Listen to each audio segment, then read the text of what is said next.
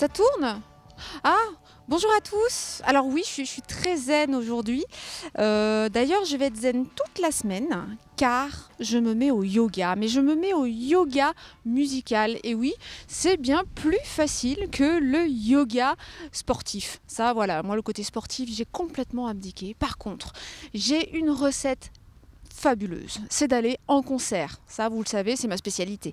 Par contre, je vous invite cette fois-ci à ne pas spécialement chanter, mais à aller voir un concert d'électro qui est planant, apaisant, hypnotique, qui va vous emmener dans un voyage quasi olfactif et visuel. C'est le concert de Fakir.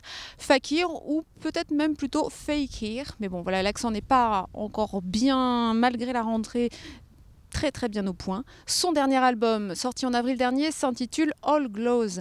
Et comme vous allez pouvoir le voir, c'est quelqu'un de très zen, qui ne se met jamais en colère. Donc je vais tenter de prendre exemple sur lui. Je vous invite à en faire de même. Ce sera le 13 octobre à Marseille, au Dock des Suds, pour le fameux festival La Fiesta des Suds. Zen.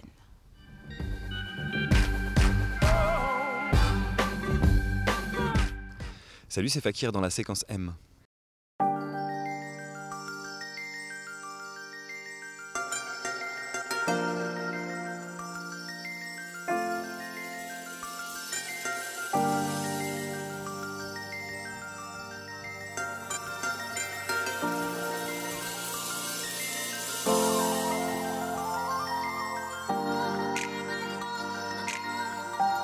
En vrai, tout se joue vraiment dans le rapport humain.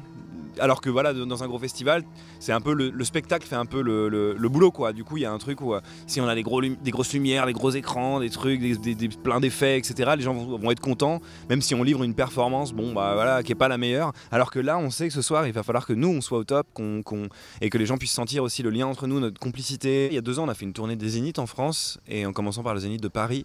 Et moi, je sais que c'est une salle que je veux éviter au maximum en fait. C'est des salles, les Zéniths, que je veux éviter au maximum parce que on a franchi la barrière de l'intimiste en fait. Et il y a 7-8 000 personnes qui viennent voir le spectacle, mais on n'a pas de lien avec eux, on peut pas construire, et quelque part il y a quelque chose de moins fort qui se passe que quand on fait des petites tournées dans les petites salles, tu vois, entre 500 et 1000 personnes, et là waouh, il y a vraiment un truc qui se passe, on retient chaque date parce que chaque date nous a marqué, parce que voilà, il y avait un lien particulier quoi. C'est plus juste nous et puis on va faire un bon show ou un mauvais show. Du coup, moi je suis en tout cas beaucoup de cette école là quoi. J'aime bien les petites salles intimistes et je pense que c'est hyper important de garder ça même quand on a des tournées dans des salles énormes et tout quoi.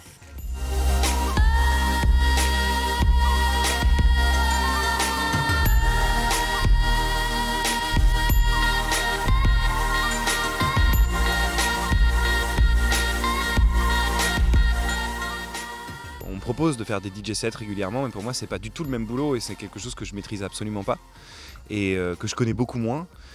Et c'est vrai que faire le boulot de DJ, c'est vraiment gérer une playlist, s'adapter aux gens, à son public, etc. Passer les morceaux qui vont aller bien, alors que nous on joue, finalement ça se rapproche beaucoup plus d'un groupe de pop, de rock quoi. On se produit en concert, on joue nos propres chansons et puis tout est basé là-dessus quoi. Finalement, si ça plaît pas, on n'a pas la souplesse de se dire on va jouer un autre morceau qui va peut-être plus plaire, etc. Comme peuvent le faire les DJ justement.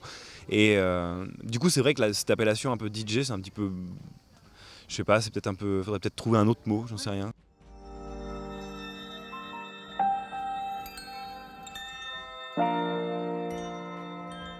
Pour le coup, le yoga, la méditation, c'est un truc quotidien et qui m'a aussi énormément aidé à vivre la vie de tournée mieux et plus sainement.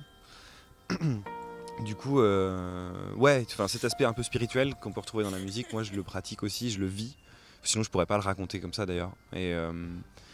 Mais ouais, je suis quelqu'un d'assez calme, je me mets très rarement en colère, vraiment très rarement, voire jamais. Voilà.